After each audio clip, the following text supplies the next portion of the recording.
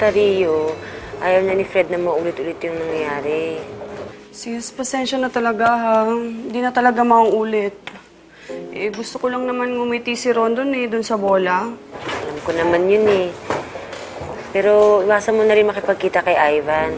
Tsaka akala ko ba lalayo na siya? Eh, nakahanap siya ng work na malapit dito. Tsaka sabi naman niya, hindi niya kayo guguluhin eh.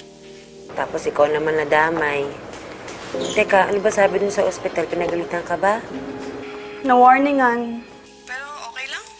Kasalanan ko naman eh.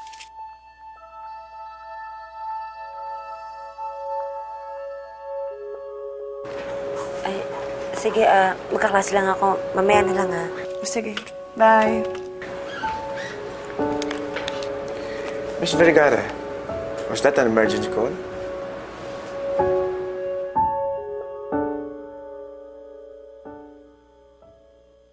Can we talk? Sir Fred, tungkol ba to sa nangyari? Eh, hindi na po talaga maulit yung tungkol kay Ivan, Sir Fred. Pasensya na po talaga. Tatapatin kita, Rio. I do not trust you anymore. Mas gugustuhin kong layuan mo ang asawa ko. Sir Fred, huwag naman pong ganun. Di ba gustong-gusto mo nang umalis sa trabaho ito? Magagawa mo na yon. Just leave Luisa alone.